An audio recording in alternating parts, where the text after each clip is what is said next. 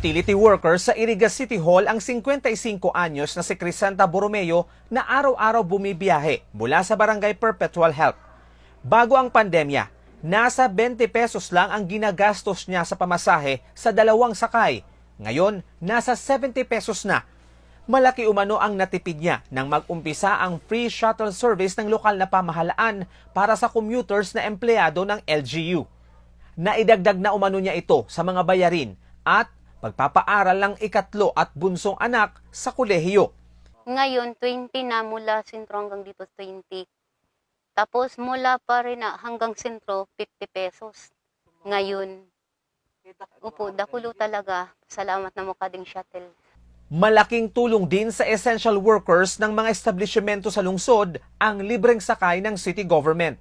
O dakulo pong tabang nga di ka na mo, lalo na po ako na nagtatrabaho po sa Anjana Trading.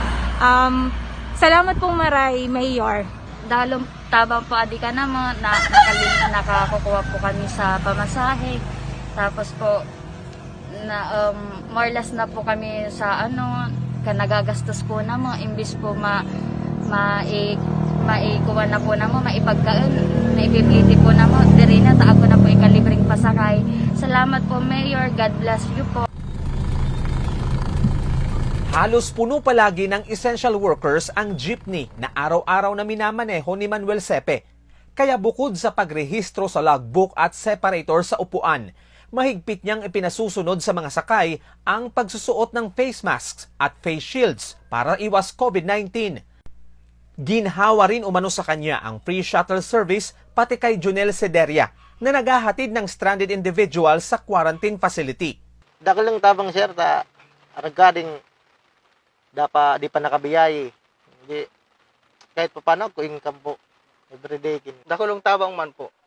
Tasangon yan po kaya dahil pa man nakapagbibiyahe ang arugming. Ang iba lang iguana. Pero ang iba dahil pa man.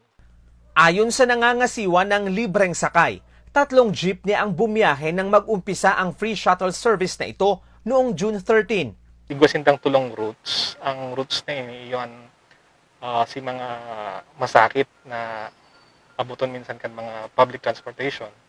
Kan mountain unit, and river unit, and Irigabuhi Road. So, tulo ang nagbibiyahe katong panahon na to.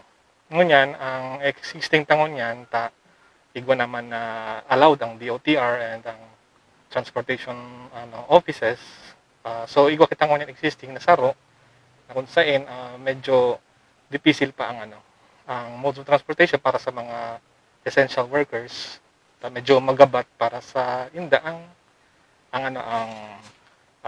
fare, ang required amount ka fare na magabat sa bulsa ninda, hulita mga minimum wage earners ang minsan na natatamaan ka ni. Direktiba ni Mayor Madel Alfilor, hanggat may katulad ni Nanay Crisanta na nahihirapan sa pagpasok sa trabaho ngayong new normal, mananatili ang serbisyo ng iRide ng LGU.